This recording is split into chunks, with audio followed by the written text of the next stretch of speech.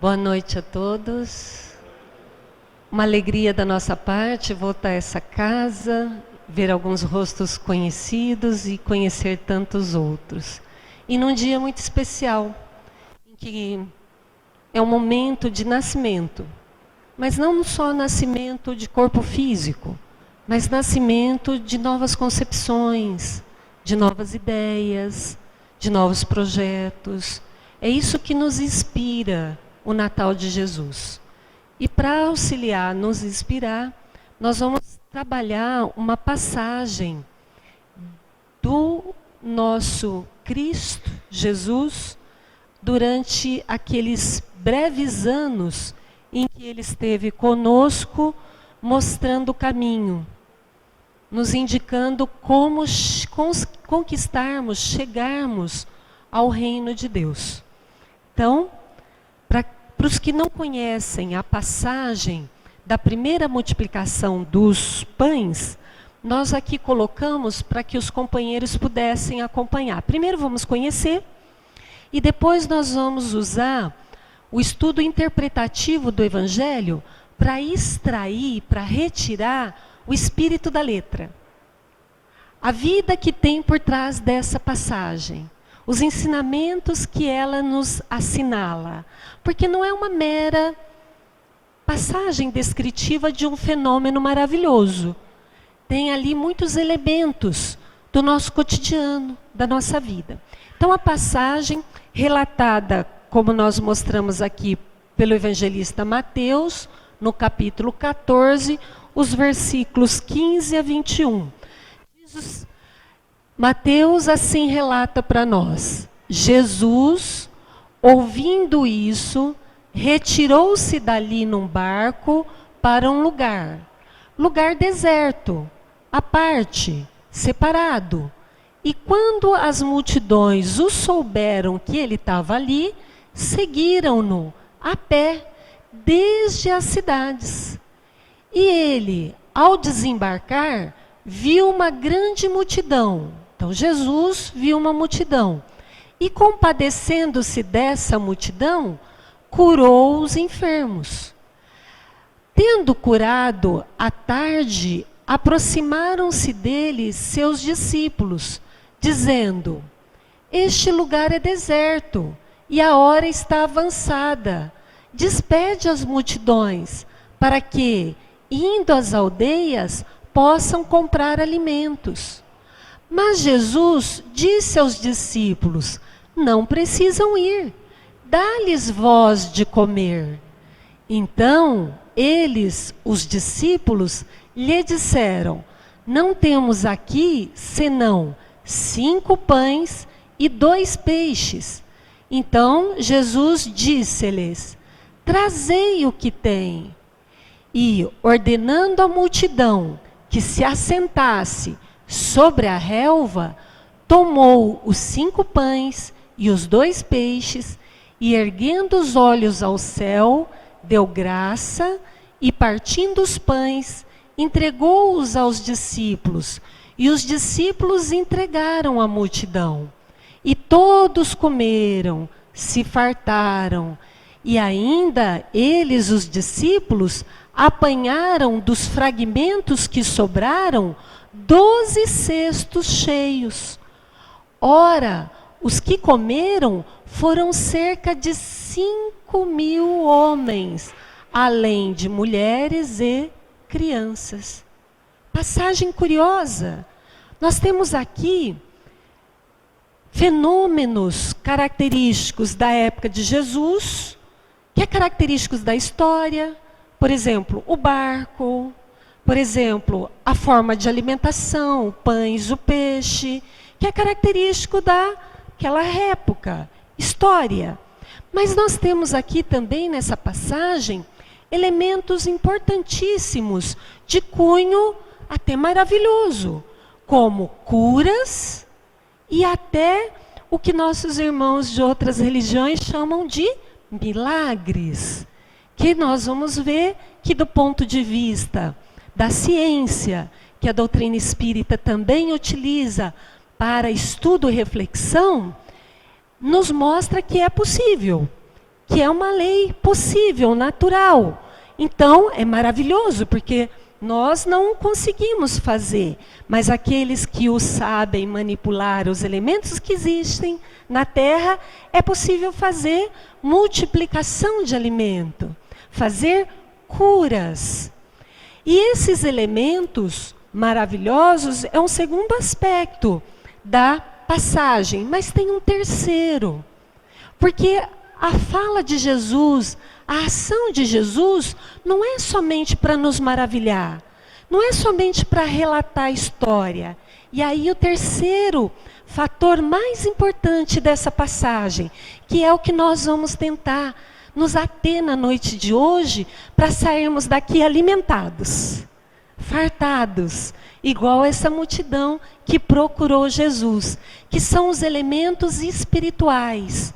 Ou seja, o que Jesus nos disse há 2000 anos e que é válido até hoje. E eu vou dar uma novidade. O presidente do centro aqui me autorizou a dar essa novidade para vocês em primeira mão. As verdades espirituais válidas para hoje são válidas também para a eternidade. Porque o que Jesus nos diz é de vida eterna. É válido para a eternidade.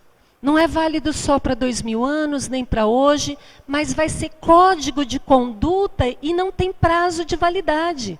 É válido para daqui 1 milênio, 2 milênios, para a eternidade. E mais uma novidade. Além de não ter prazo de validade, os elementos espirituais que tem na passagem, assim como todo o Evangelho de Jesus, eles são elementos espirituais universais. Porque não valeu apenas para o povo da Palestina. Válido para o Brasil, para a Europa, para o Oriente. É código de conduta universal. Portanto, saindo do planeta Terra, nessas várias casas habitadas, né, que Jesus deu notícia, na casa de meu pai há muitas moradas. Nessas várias moradas, esses códigos, essas referências espirituais que estão nessa passagem e em todo o Evangelho, repito, é válido. É válido então para a Terra, para Marte, para fora do sistema solar. Então, as verdades, o espírito que está na fala de Jesus, ela também é de cunho universal. Então vamos tentar entender a fala de Jesus, a ação de Jesus nesse aspecto de universalidade e de eternidade. Tirando para nós, que é a grande importância da reflexão da noite, tirando para nós condutas, esclarecimentos, posturas. Nós vamos usar, para extrair esse espírito da letra, uma técnica chamada de estudo interpretativo do Evangelho. No que ele consiste? Aqui está mostrado, ó, o versículozinho 13 do capítulo 14 que nós lemos para vocês. Somente aquele pequeno trechinho e vamos tentar entender. Tirar, extrair o espírito que tem por trás disso. A alma, os ensinamentos universais e eternos que está por trás disso. Então, segundo Mateus, fala que Jesus, ouvindo isso, lembra o comecinho da passagem? Retirou-se dali num barco para um lugar deserto, à parte. E para a gente entender isso, vamos debulhando, interpretando. Jesus, quem é esse Espírito? É o Cristo da Terra. É aquele que Francisco Cândido Xavier, através da psicografia do Espírito Emmanuel, descreve no livro A Caminho da Luz. O Espírito Augusto, que recebe das mães do Pai, Deus Criador, a nebulosa solar. e a partir dela estabelece o que nós temos hoje chamando como casa-terra. Um espírito de alta envergadura espiritual, moral, ciência, filosofia, porque usando forças cosmogônicas, lidando com forças que a gente conhece só alguma, gravidade, lei de atração, lei de reação, estabeleceu o nosso planeta num lugar do universo. E graças a essas forças nós temos a escola Terra, o hospital Terra, a casa que nos acolhe e nos dá a oportunidade de crescimento e evolução. Então é esse Cristo que, segundo Kardec, o que é Cristo? Ser puro. Mas não é um ser puro recém-adquirido essa diplomacia.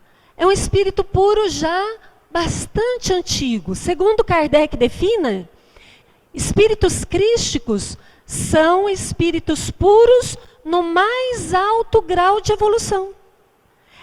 Como a gente tem escada, e que nós estamos nos primeiros degraus da escada, porque ainda não somos espíritos puros. Chega ao cume, seremos espíritos puros, redimidos. Aí imagina uma outra escada, acima disso, porque a evolução é constante. E Cristo da Terra, assim como qualquer espírito chamado de Cristo, ele está no alto da escada, no cume da escada de espíritos puros. Só para ter uma ideia de quem é o controlador do planeta Terra, quem é o governador, quem é que está no leme desse grande barco chamado Terra. É um almirante altamente gabaritado. Nós podemos confiar, porque estaremos bem conduzidos. É um espírito que, segundo Kardec, é o guia e modelo. O que é guia? Quando você vai para uma terra distante, que você não conhece, você contrata um guia. É aquele que conhece o lugar. É aquele que sabe o caminho. Então, Jesus é quem conhece os caminhos. E por isso, então, nos ensina os caminhos para chegar onde Ele está. Então, por isso que Ele é guia. Modelo, para que possamos ter um padrão para seguir. Então vejam que estamos em boas mãos. Jesus sobe em um barco. E o que é barco? Do ponto de vista espiritual, porque todo mundo conhece o barco material, né? Uma nave, um veículo que se movimenta na água e que se move graças a instrumentos de orientação. Hoje é GPS, né? Antigamente era olhar para o céu. Então, o que simboliza o barco? Segundo Emmanuel, pela psicografia do Chico Xavier, o barco é a posição de cada um de nós no mar da vida.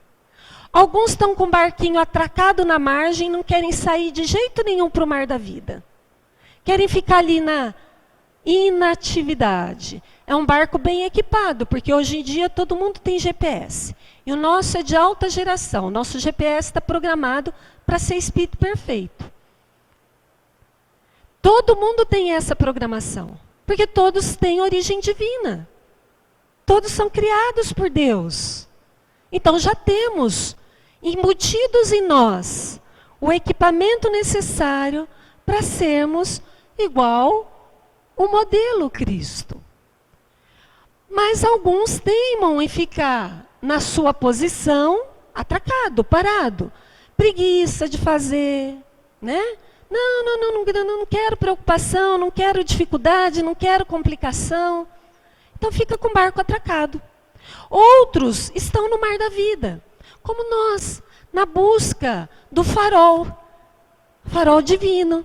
Então por isso que estamos aqui, numa noite tão singular, buscando recursos para chegarmos a essa finalidade da iluminação pessoal, para então sermos também, semelhante a Jesus, um espírito crístico. E cada um faz aproveitamento variável desse farol que ilumina todos. Uns mais avançados no mar da vida, outros mais na retaguarda. Mas o fato é que Jesus mostra que o importante é estar lançando-se no mar da vida, como ele. Porque Jesus, ouvindo, veja que é verbo, retirou-se, veja que é verbo, e entrou num barco, veja que é verbo. Então é ação. O Cristo da terra nos mostrando constantemente que é para termos ação, para fazermos, para nos colocarmos no mar da vida. E não fugirmos das experiências e nem espernearmos, porque as experiências é que nos trarão aprendizado. E o deserto? Se a fala do Cristo não fosse universal e não fosse eterna, se a gente não tirar o espírito da letra do deserto, ficaria sem sentido, porque Rio Preto não tem deserto. Então, tem um sentido espiritual para essa simbologia do deserto. Nós não temos deserto de areia, mas temos dentro de nós um campo, que pode ser fértil ou pode ser desértico. Quando Jesus falou da parábola da semente, ele estava falando do campo interno, da terra interna, onde a semente pode ou não germinar. Pois bem, tem alguns que tem deserto no campo interno, por isso que a semente caiu e não germinou, porque não tem condições físicas, químicas, para a semente material germinar. O campo da alma ser ressequido, aqueles que não têm sentimentos positivos, aqueles que não vibram em consonância com o que a gente vê na época do Natal, por exemplo, fraternidade, querer bem, querer promover alegria ao próximo, é estar com um campo deserto da alma. O filho pródigo é um exemplo de um campo deserto, porque ele pede a fortuna e sai em vida dissoluta. Dissipa tudo. E aí ele entra nesse deserto de alma, porque ele se arrepende tanto. E aí até estabelece, né, novos planos de vida, mediante a saturação, a exaustão. Estabelece o plano, vou voltar para a casa do pai, porque lá os funcionários de meu pai estão melhor do que eu, vou voltar para a casa paterna. A partir desse campo de exaustão. Porque é assim. Muitas criaturas, por exemplo, vinculadas aos vícios de toda a ordem, elas necessitam chegar ao que o ditado popular fala, fundo do poço. É a exaustão, é o deserto interno. Porque aí não tem onde para ir mesmo, ela começa a escalada ao contrário, subir. Como o filho pródigo. Então, Jesus vai, para um lugar deserto, mas não é só um lugar físico. Jesus chega aos corações desérticos de cada um de nós, nos chamando, levando luz, impregnando um registro positivo, para que a gente comece a irrigar esse deserto, para que se torne terra boa. Impossível? Não. Podemos ver isso lá em Israel, não é? Os kibbutz, campos desertos produzindo frutos. Então, se fisicamente é possível transformar deserto improdutivo, campo da alma também. E Jesus vem e nos fala no campo da alma desértica. Tem também a circunstância aqui de apartado. Veja que o deserto está à parte. Então Jesus nos chega para todos os corações, mesmo aqueles distanciados. Isso não é verdade do ponto de vista da simbologia? Às vezes a gente está no meio de uma multidão e a gente se sente solitário. Jesus chega para nós até mesmo nessas situações. Mesmo que estejamos afastados do campo espiritual, sem afetividade. Jesus está chegando, está nascendo todo dia.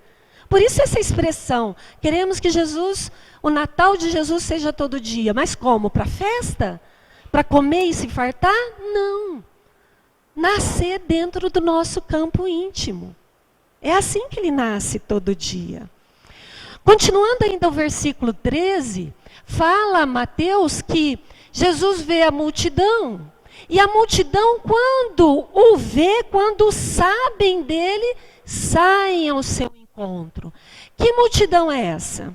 Será que é só multidão de pessoas vivas, encarnadas? Ou será que Jesus também atendeu aos desencarnados, que acompanham os encarnados? Por exemplo, aqui, podemos estar talvez numas 80 pessoas, 100, mas e os desencarnados? Médium sensitivo pode olhar aqui e ver que isso aqui está lotado.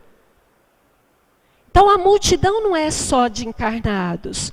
Multidão também que procura o Cristo está nas zonas de sofrimento às vezes, ou aí na erraticidade perdidinhos, porque não cultivaram o campo do coração quando encarnados. Então depois que desencarnados ficam também solitários, perdidos, né?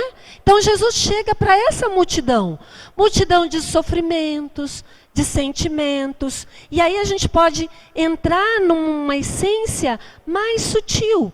Cada um de nós não é uma multidão?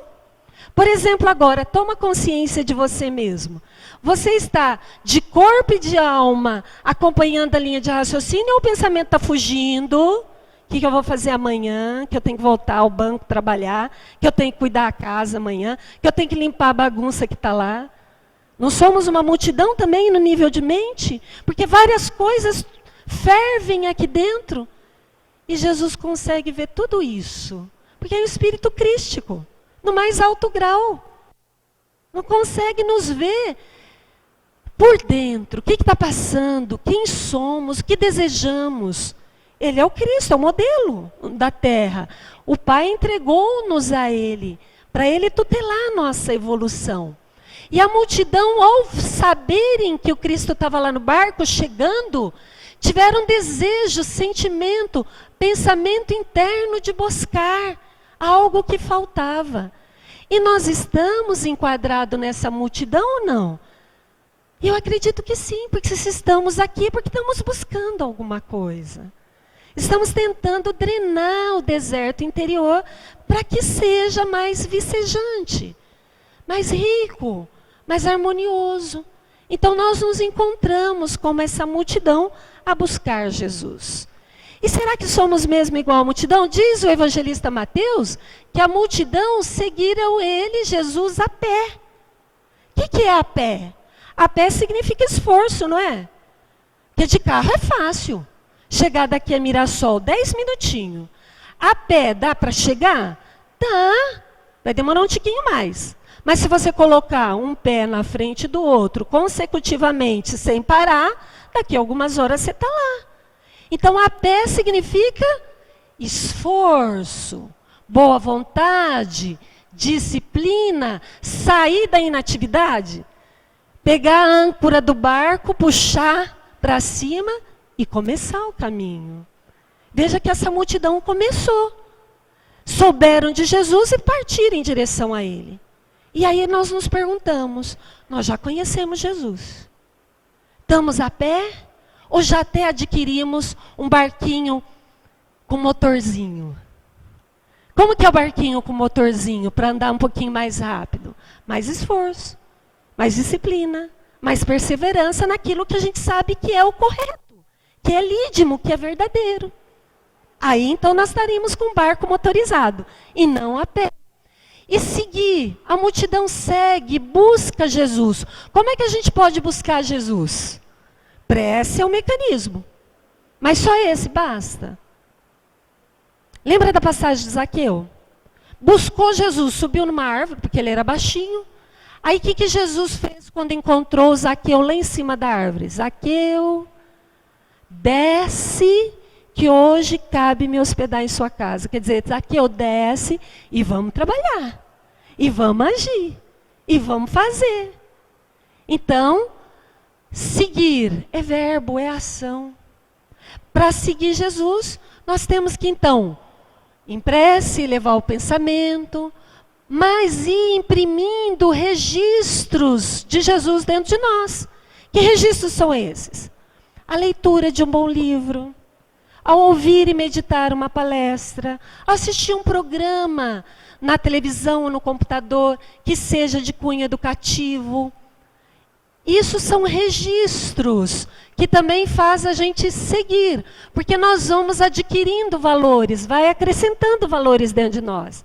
É como se a gente estivesse no barco colocando provisões. até a hora de chegada da tempestade. Porque a hora que chega a tempestade, aí é que nós vamos saber se somos realmente habilidosos na direção do nosso barco da vida.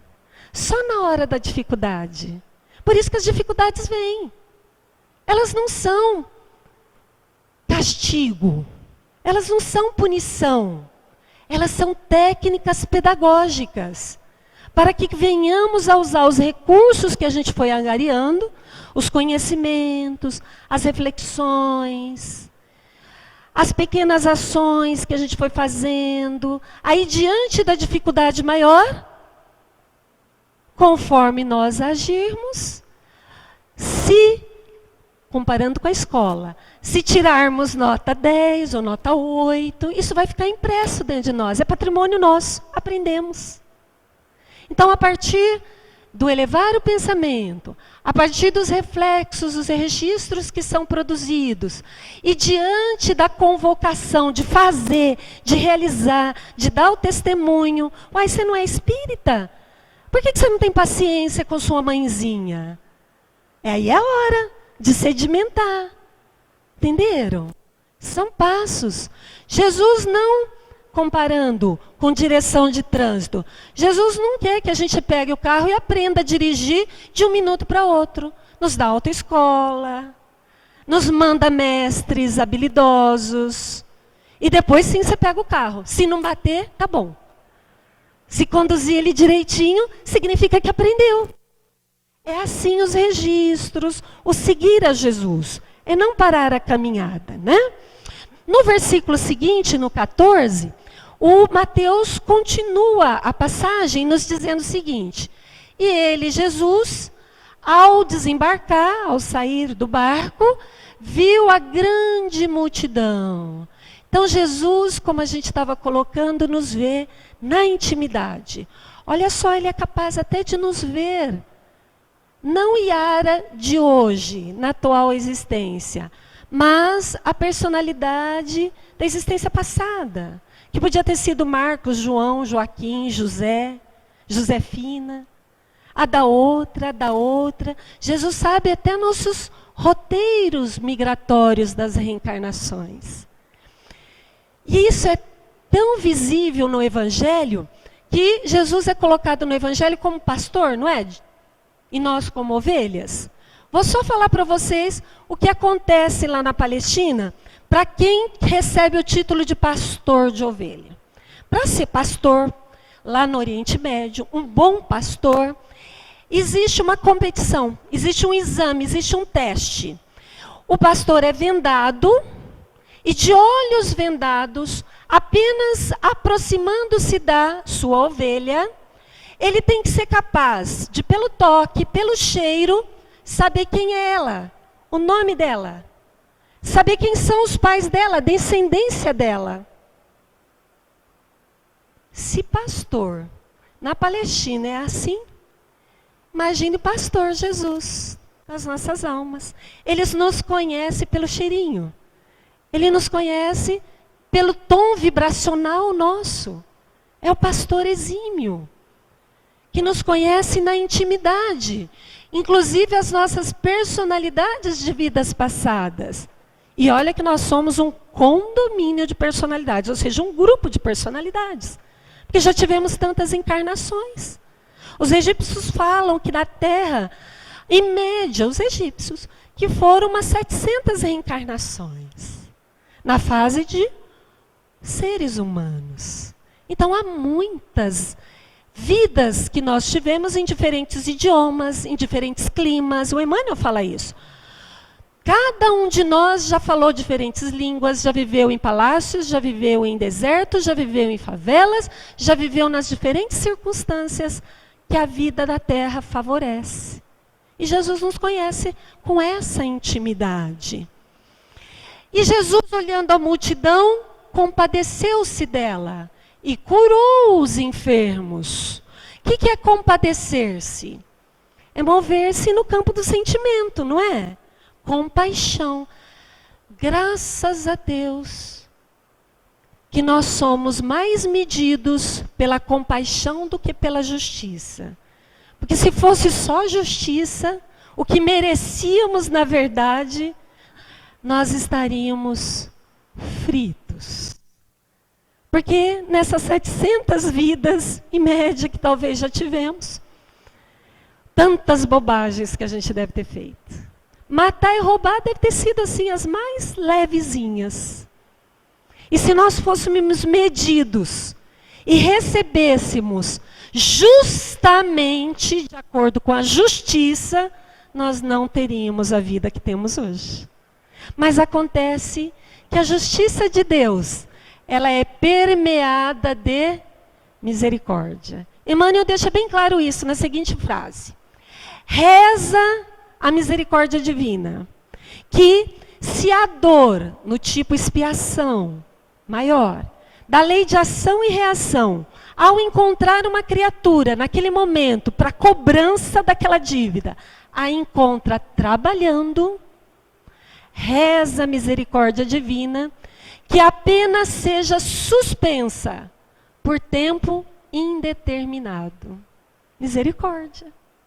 Então vamos trabalhar.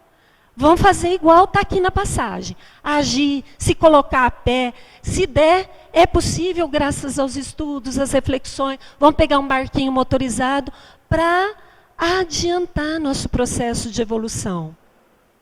Para que se a dor necessária nos encontrar trabalhando seja suspensa. E aí a gente tem mais tempo, mais fôlego para ir imprimindo novos registros. E ficarmos mais fortalecidos para a hora que a dor for necessária aparecer. Jesus curou. Milagre? Na acepção de que milagre não se explica, então Jesus não fez milagre. Mas na acepção de milagre como manipular leis que a gente ainda desconhece, aí sim Jesus fez milagres. Deu para entender? Então, milagre, segundo os nossos irmãos de outras religiões, é aquilo que não se explica. A cura, por exemplo, que a gente tem acompanhado, que a medicina tem obtido, através de terapias alternativas, como o reiki, como fluidoterapia. Passou há pouco tempo na televisão, aquele grupo de voluntários que aplicavam magnetismo, passe, em uma série de outros voluntários. E aí mediam por exame se estava melhorando ou não, e eles melhoravam. Milagre? Não. Manipulação do fluido cósmico universal que a doutrina espírita fala há 150 anos. O que é esse fluido cósmico universal? É de onde tudo é manipulado. O corpo físico, a planta, de onde tudo sai. E o que é esse fluido cósmico universal? Hausto de Deus. Deus respira e elimina o fluido cósmico universal. Hausto divino, como André Luiz nas obras de Chico caracteriza. Então, a cura material é fácil de obter. Basta manipular esses fluidos. E eu posso manipular esses fluidos? Claro. Prece manipula esses fluidos. Por isso que aqueles que têm o hábito da oração, da leitura salutar, vai fazendo um trabalho de substituição das suas células doentinhas por célulazinhas saudáveis. Por isso que tem saúde física. Por isso que todo mundo gosta de ficar perto daquela pessoa. Ela irradia a harmonia, em consonância com o hausto divino. Ela está respirando e vivenciando na sua vida o que está aí para todo mundo. Ao passo que aquele que é pessimista, deprimidinho, ele está respirando fluidos menos felizes, que ele mesmo gera ou que outros geram. Aí suas células ficam doentinhas, por mecanismo fisiológico, a ciência explica.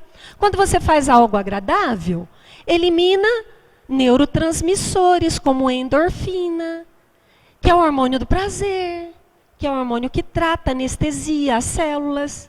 Mas quando você está agitado, bravo, nervoso, elimina adrenalina. A adrenalina mata as células. A ciência está provando o que a gente já sabia e que Jesus manipula e promovia as curas. Maravilhoso, mas não milagre na asepsia. Tem explicação dentro das leis naturais, porque Jesus mesmo falava, eu não vim derrogar lei nenhuma. Ele não veio contrariar lei nenhuma, nem lei da natureza, que é a lei estabelecida por Deus, nosso Pai. Mas o que Jesus visava mesmo era a cura real. Por isso, para todos, qual o remedinho que ele prescrevia? Que é válido hoje, para a eternidade, que é universal, vale para a Terra e em qualquer outro orbe desse universo. Qual é o remédio da cura real? Amar o próximo. Se você olhar para o seu próximo e ver nele um irmão biológico muito querido, ou um amigo muito querido, se você for capaz de fazer isso, essa é a cura real. Esse é o roteiro, é o guia que Jesus veio nos trazer. Tanto é que ele falou assim, tudo se resume numa única lei. Amar a Deus e ao próximo. Tudo se resume nisso. Mas nós somos teimosinhos, aí a gente precisa de vários ensinamentos para chegar nessa essência aqui. Por isso estamos trabalhando, então, a passagem da multiplicação dos pães.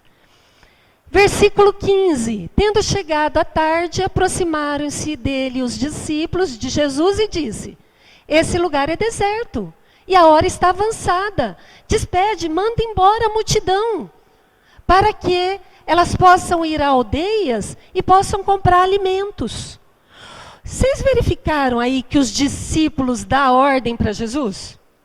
Jesus está tarde. Manda a multidão embora. Mandar é verbo, não é? Despede a multidão. Mas olha que coisa mais maravilhosa. Por isso que a gente demora tanto para crescer. Porque a gente tem o tal do livre-arbítrio, olha aqui. E Jesus permite que a gente mande, desmande. Pena que a gente está mandando só no campo da ilusão, né? Ah, eu quero isso. Não, agora eu quero aquilo. Estamos mandando só no campo da ilusão. Por isso que a gente demora a nossa marcha para chegar à iluminação interior. Mas Jesus permite por quê? Porque ele entende, Jesus é o maior pedagogo, entende que há parcerias. Trabalho em conjunto. Um colaborando com o outro. Ele, irmão maior, ensina e aguarda que os irmãos menores cheguem até ele. E cria mecanismos para isso. Despede a multidão. Por que os discípulos falaram isso? Porque cada um se alimenta como quer. Cada um se nutre do que gosta. Vamos dar um exemplo grosseiro? Do que abutre gosta? Abutre é importado, né? Do que o urubu gosta? Carniça. Cada um se nutre daquilo que gosta. Tem criaturas humanas que são carniceiros. Não no sentido só de comer pela boca, mas no sentido de chafurdar a lama, de gostar de coisa que está podre, que não funciona, que não dá certo. Há criaturas que são assim. E aí a gente tem que se autoavaliar. Do que eu gosto de me alimentar? De vícios ou de virtudes? Cada um é um. É uma individualidade, é um condomínio de personalidade. Então os discípulos até entendiam isso. Ó, despede que cada um vai alimentar do que gosta. E a aldeia? A aldeia é um localzinho limitadinho, né? Circunscrito, aonde a pessoa vive e se alimenta. Por exemplo, um político vive na aldeia da política. Ou vocês veem muitos políticos assim, valorosos, que costumam entrar no meio do povo, fora de época de campanha política. Que vai junto às necessidades, que está lá vendo o que está precisando mesmo para chegar lá e fazer os projetos de lei. Está naquela aldeiazinha pequenininha. O cientista, ele se alimenta, ele vive na aldeia das descobertas. É natural, cada um se alimenta do que gosta. E o cego de Betsaida, vocês lembram? Que era cego porque morava na aldeia. Tanto é que para curar, Jesus pega na mão dele e leva para fora da aldeia. É aviso para nós. A aldeia é coisa limitada. Como é que está a nossa visão? Como é que está a nossa ação no campo do bem? Está limitado? Nós estamos numa aldeia. E precisamos expandir. Sair dessa aldeia. Porque para ser curado precisamos sair da aldeia. E depois que Jesus cura, olha que engraçado, ele fala assim para o cego da cidade de Betsaida: volta para casa, mas não volte para a aldeia. Como é que pode isso? Voltar para casa, não voltar para a aldeia? Significa que não é uma fala para levar o pé da letra, né? Porque a casa material está dentro da aldeia. Então, volte para casa mental sua, continua seu processo de evolução, mas não volta para aquela limitação da aldeia. Senão torna-se cego novamente, sem visão, sem amplitude. Entenderam o espírito da letra? No versículo seguinte, 16, e a gente já está acabando. Versículo 16, Jesus diz para os discípulos: não precisam ir. A multidão não precisa ir. Dai-lhe vós de comer. Dá vocês o de comer para a multidão. Já pensou os discípulos? Chocaram-se, 12. Para mais de 5.000, porque eram 5.000 homens, né? Fora as mulheres e as crianças. Jesus fez eles pensarem, né? Jesus colocou então os discípulos para pensar: o que eu posso dar para o povo? O que eu tenho? E está na hora da gente fazer essa reflexão. O que eu tenho? O que eu posso dar? Contribuir com o que temos. Não precisa ser nem material, porque graças a Deus hoje a assistência social está dando conta de muita coisa. Mas é no campo espiritual. O que eu posso dar para o que está do meu lado? Às vezes é paciência. Às vezes é o ouvido para ele ouvir e desabafar. E às vezes é meu silêncio para não ficar recriminando porque ele está fazendo errado. Cada um pode dar alguma coisa para o que está mais próximo de si. Exercitando aquela lei do amor. No versículo seguinte, aí os discípulos, depois de parar a pensar: o que eu tenho? Então eles, os discípulos, disseram: não temos aqui senão 5 pães e 2 peixes. Senão representa uma mentalidade de quase nada, né? O que você tem? Eu só tenho isso. Quase nada, né? Esquecemos que o nosso pouco, para quem não tem nada, é quanto? É muito. Ditado popular fala isso, né? Pouco com Deus é muito. Ou pouco com boa vontade. Ou pouco com despretensiosidade de conseguir vantagem. Isso é muito. Alimenta muita alma que está perto de nós. E no versículo seguinte, Jesus então disse aos discípulos: trazei o que tem. Veja que Jesus faz o segundo milagre, entre aspas, a partir daquilo que os discípulos têm. Então é lei de cooperação. Jesus nos ensina a trabalhar juntos. Se você não está dando conta da carga, seja no campo da família, seja no campo social, busque cooperação. Busque referência. Na literatura espírita, no dirigente da casa, no orientador fraterno que aqui se disponibiliza, no recurso da prece. Busque auxílio. Lei de cooperação, ensina a trabalhar junto. Quando perguntou aos discípulos: o que vocês têm? Porque eu vou multiplicar a partir daquilo que vocês têm. Eu não vou tirar do nada. Deem alguma coisa. É isso que Jesus disse aos discípulos. E é assim que Deus trabalha. Ó. Deus ajuda o homem através do homem. Lembra aquela passagenzinha de Chico Xavier? Criança, com fome, chorando, a mãe já desencarnada, a madrinha muito judiava, não dava muita comida, alimentação. E ele lá chorando para a mãezinha dele, que aparecia desencarnada: estou com fome. E ela sempre convocava ele: tenha paciência. Teremos recurso. Aguarde, não se revolte. E numa dada ocasião, um cachorro apareceu com um pão seco na boca e deixou lá para ele. Olha o recurso que Deus se faz presente perto de nós, usando o recurso de uma pessoa física, de um animal, de uma circunstância. Pode deixar que recurso divino tem demais, basta querer acessar. É que muitas vezes nosso barquinho está atracado e a gente não quer nem saber de acessar esses recursos, né? Então Jesus trabalha usando todos os elementos. Então vamos disponibilizar alguns elementos para ele poder trabalhar dentro de nós. Né? Porque tirar leite de pedra é difícil, né? Mas tirar de uma pequena mina a abundância de água aí é processo laboroso, trabalho de cavar, que aí vem. No versículo seguinte, e ordenando à multidão que se reclinasse sobre a relva. Lembra que Jesus pede para a multidão? Assentem-se, sosseguem.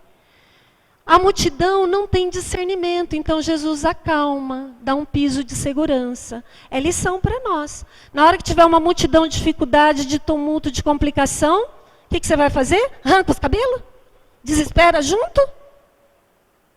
Se você for a única criatura que parar, sossegar e acalmar a situação, daqui a pouco ou você mesmo vai achar a solução da coisa. Então foi isso que Jesus fez com a multidão. Assentar sobre a relva significa sentar-se, aquietar-se, buscar nele a referência, o alimento espiritual. Por isso que ele mandou a multidão ajustar-se. E aí Jesus tomou 5 pães e 2 peixes. E nós vamos terminar por aqui, apesar de ter um pouquinho mais. O que é o simbolismo do pão? O pão, ele é um alimento sutil, que veio a partir do trigo, né? A hora que eu olho o pão, eu vejo o trigo. Está transformado, né? Então o pão é o simbolismo do alimento espiritual. Diferente do peixe, que quando está lá no prato eu vejo que é peixe. É o simbolismo, né, da caridade material. Então são 2 situações que a gente pode alimentar o nosso próximo. Do ponto de vista material, da caridade material. Se ela estiver com fome, se ela estiver desnuda, se ela estiver doente, você precisa fornecer-lhe o remédio. Mas a caridade espiritual, o pão espiritual, o alimento que é extraído a partir dos valores do espírito. Ou seja, a palavra de reconforto. Ou viabilizar a possibilidade daquela criatura manter-se otimista. Fazermos a nossa parte, facilitando a vida do próximo, não atrapalhando a vida dele. Esse é o pão espiritual. Uma palavra amiga, um reconforto. Isso é o pão espiritual. Então veja que Jesus não desdenhou nem a caridade material, mas deu grande foco à caridade espiritual. Tem uma questão no Livro dos Espíritos para a gente encerrar. Como é que Jesus entende a caridade? Beneficência, indulgência e perdão. Fazer o bem, entender o próximo nas suas dificuldades, indulgência e perdoar. Isso é caridade para Jesus. Que então possamos, com esse aniversariante de hoje, aprendermos com ele, aplicarmos o que já conhecemos do seu Evangelho, para estarmos na mesma situação de espírito puro, de paz interior, que possamos, nesse próximo ano que se avizinha, estabelecer projetos de melhoria interior, para estarmos de maior, mais rápido, posse dessa herança divina que está reservado para todo mundo. Paz, alegria, não fragmentária, mas constante, que virá a partir do momento que fazermos aquilo que já conhecemos como lídimo, como certo. Ou seja, O amor na essência a Deus e ao próximo. Que Jesus nos abençoe e nos favoreça experiências nesse novo ano para que aprendamos essa lição magna do amor ao nosso próximo.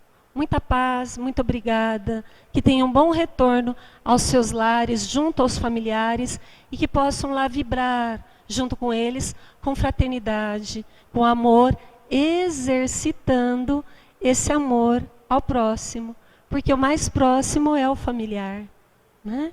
Muita paz a todos.